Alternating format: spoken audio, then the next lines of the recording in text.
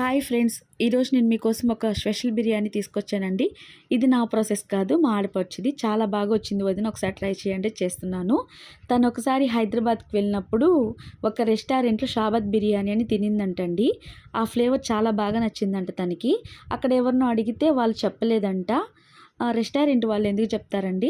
అయినా సరే మా ఆడపడుచు మా ఇంట్లో వాళ్ళందరికీ తినిపించాలి ఈ ఫ్లేవర్తో రైస్ అని చెప్పేసి యూట్యూబ్లో షేర్ చేస్తే ఒక యూట్యూబ్ ఛానల్ వాళ్ళు ఫుల్ ప్రాసెస్తో పెట్టారంటండి వీడియో.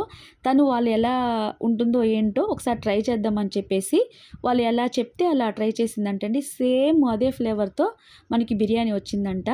సరే అని చెప్పేసి వదిన నువ్వు కూడా చేసి పెట్టు మన ఇంట్లో వాళ్ళకని చెప్పి నాకు ఫోన్ చేసి మరీ చెప్పిందండి. సరే అని చెప్పి తను చెప్పిన ప్రాసెస్లో నేను చేస్తున్నాను.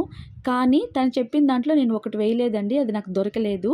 అదేంటో లాస్ట్లో చెప్తా. ఓకేనా, ప్రాసెస్లోకి వెళ్ళిపోదామా. 1 కేజీ చికెన్ తీసుకోండి. ఇందులో పసుపు, ఉప్పు, కారం వేసుకున్నాక ఒక స్టార్ అనాసిస్, 5 యాలకులు, 5 లవంగాలు, 5 చెక్కలు, 1 స్పూన్ వచ్చి షాజీరా అండి. చెప్పినవే వేయండి, ఇంకేం వేయకండి. ఓకేనా, నేను ఎలా చేస్తున్నానో అలా చేయండి. తర్వాత వచ్చి ఒక పేస్ట్ వేసాను కదా, అదేంటంటే 3 స్పూన్లు అల్లం వెల్లుల్లి పేస్టు, 5 పచ్చిమిర్చి తీసుకోండి. 2 కలిపి మిక్సీ కొట్టి పేస్ట్ ఇందులో వేసేయండి. ఓకేనా, 1 నిమ్మకాయ రసం వేసేయండి. తర్వాత ఫ్రైడ్ ఆనియన్స్, తర్వాత కొత్తిమీర.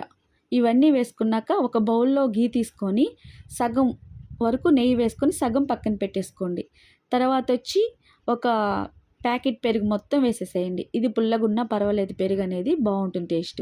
దీన్ని మంచిగా కలుపుకున్నాక మనం దీంట్లో నేను లాస్ట్లో ఒక పౌడర్ వేసాను కదా, అదేంటో అని అనుకుంటున్నారా? అదేనండి ఇందులో స్పెషల్. అదేంటంటే 1 కేజీ చికెన్కి 20 యాలకులు తీసుకొని పౌడర్ కొట్టేసి సగం పౌడర్ అంతా వేసేసుకొని మంచిగా కలిపేసుకోండి. లాస్ట్లో ఫ్రైడ్ ఆనియన్స్లో మిగులుతుంది కదా ఆయిల్, అది వేసేసుకోండి.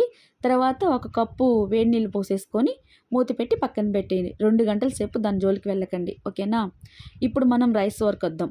రైస్ నేను గంట ముందు నానబెట్టానండి. దీనికి నేను బాస్మతి రైస్ తీసుకున్నాను, మీరు కూడా తీసుకోండి.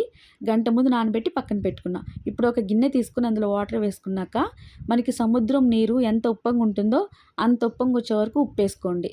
తర్వాత వచ్చి 2 పచ్చిమిర్చి, యాలకులు, చెక్క మొగ్గ, పుదీనా, కొత్తిమీర. ఇప్పుడు ఫ్రైడ్ ఆనియన్స్లో మిగిలిన ఆయిల్ ఉంది కదా, పక్కన పెట్టుకోమన్నాను కదా, అది కూడా వేసేసుకోండి.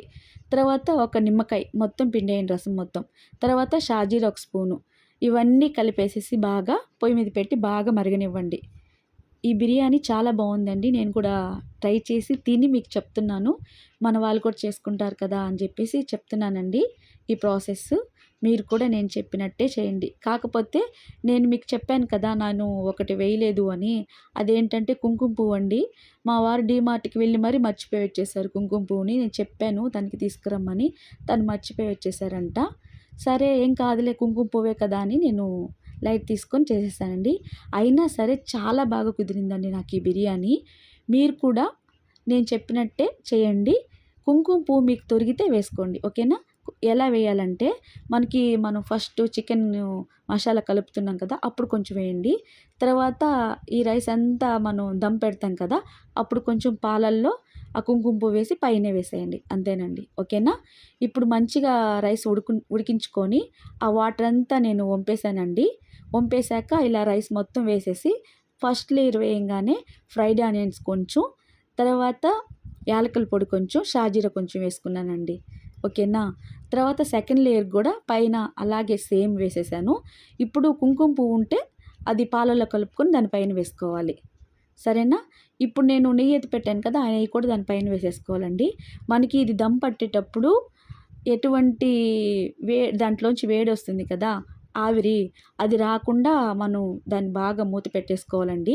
సో నేనేం చేశానంటే ఒక టవల్ని నిమ్ము చేసేసి దాని చుట్టూ వేసేసి మూత పెట్టేశానండి. దానిపైన బరువుగా ఉండడానికి ఏదైనా పెట్టండి. ఓకేనా, ఇప్పుడు నేను ఏం చేస్తున్నానంటే ఇలా పెట్టేశాను. ఇప్పుడు స్టవ్ మాత్రం ఇట్లాగా ఒక దోస ప్యాన్ పెట్టేసుకొని హైలో పెట్టేసుకొని దీన్ని పెట్టేయాలండి. 25 మినిట్స్ టైం పెట్టుకొని మరి చూసుకోండి. 25 మినిట్స్ వరకు హైలో ఉండాలి.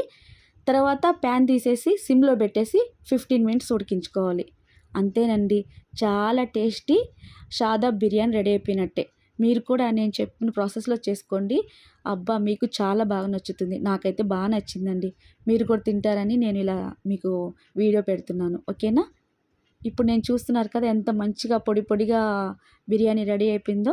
అంతే, ఇంకేముంది ప్లేట్లో వేసుకొని తినేయడమే ఆనియన్స్ కట్ చేసుకొని. ఇందులోకి కర్రీ అయినా బాగుంది, లేదా పెరుగు పచ్చడి అయినా బాగుందండి. మీరు ఏది చేసుకొని తినండి. ఓకేనా? చూసారు కదా న్యాచురల్ కలర్తో. Thank you for watching.